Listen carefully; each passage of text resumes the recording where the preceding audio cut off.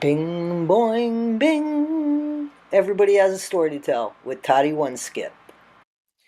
Hey guys, this is Everybody Has a Story to Tell with Toddie One Skip. I am Toddie One Skip.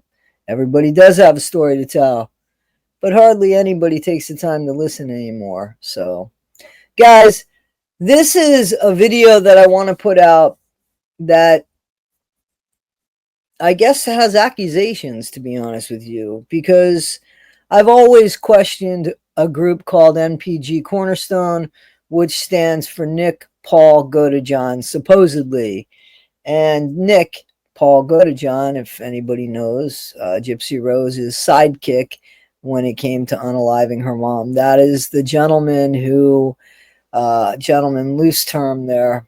That's the guy who supposedly unalived Dee Dee Blanchard. Now, a lot of us think maybe he unalived an unalived person. He thinks he unalived Dee Dee. He has memories of it. Whether those memories were put in his head or not, that's what he thinks he did. That's what he said he did, was he jabbed her at least 4 times, right? Forget about the 17 wounds. He jabbed her 4 times, and as far as he knows, he unalived her, right? Of course, we know that Gypsy talked him into this for 2 years, but, you know, Nick, he'll tell you he did it. So, does Nick belong in prison for the rest of his life? Well, at least Nick deserves a fair trial. That's what I've always wanted for Nick, and not because he's Nick. You know, personally, I don't really care for Nick. He comes across arrogant, and I'm sorry. He's not smart enough to be arrogant. Look at the situation he's in.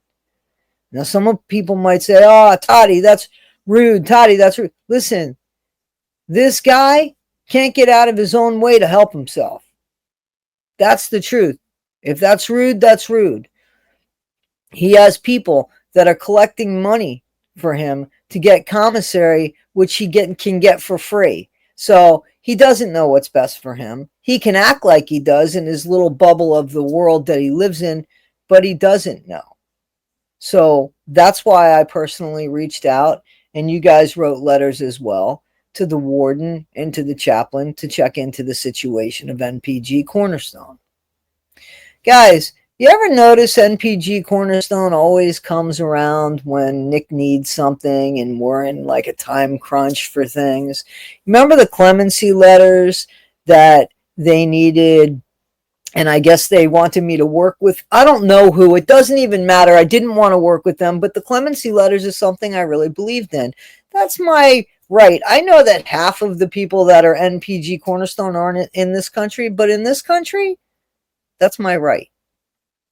So the fact that I was willing to help Nick but not go through NPG Cornerstone, my right. Not a cult. And I'm not a cult follower. You take your little cult and you put it someplace else. My question is, how come every time Nick needs something, at that moment, you're a distraction? That's legitimate. We saw that. We saw them attack me for getting letters, for Clemency, for Nick, to be used in his best interest.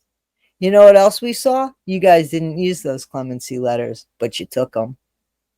So I think that everybody that wrote Clemency letters and went ahead and put their real information, you might want to bother NPG Cornerstone. And seriously, if something's going on in your life that you don't understand, you might want to check with NPG Cornerstone because they have the Clemency letters. They said they had them. They weren't using them yet, but that they had them.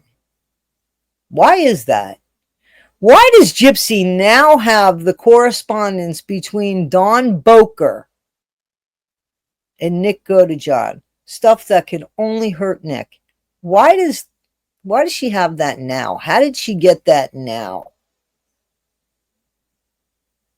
You still want to believe NPG Cornerstone has something good to do with Nick Godejohn? Why are they taking the guy's money? Somebody, I guess, had put something together for Nick's habeas corpus, right? Which, you know, did you read yours? Have you seen your response, NPG? Because It's exactly what the lawyer told us not to do with the clemency letters. You know what I'm saying? It's the exactly what we were told what not to do, but it's what you did. So somebody took it upon themselves. That's the claim here. Somebody took it upon themselves to submit something on Nick's behalf. Good. Good. Because I guarantee you, whomever it was, and it wasn't Fancy, because Fancy doesn't do any work, I bet you that that's written a lot better and has much more honest intent for Nick and much more sincerity than what you guys have done. What have you done except tried to collect money on his behalf? Show up at the most misopportune time. I mean, you're a distraction. You're an annoyance. You're like a fruit fly. You're just there. And there, you can't even show us who you are. Like, who's NPG Cornerstone? When we think we know who it is, it's not them. If you have nothing to hide, why don't you show some transparency? Where are you? Who's running your show? Where's the money going? How much money have you got? How come you charge Nick to get his own commissary money? What's going on there? How far is Gypsy up the ass of NPG Cornerstone and then prove she's not? Listen, this is a grift in my opinion, and it's a grift because you guys don't show yourself.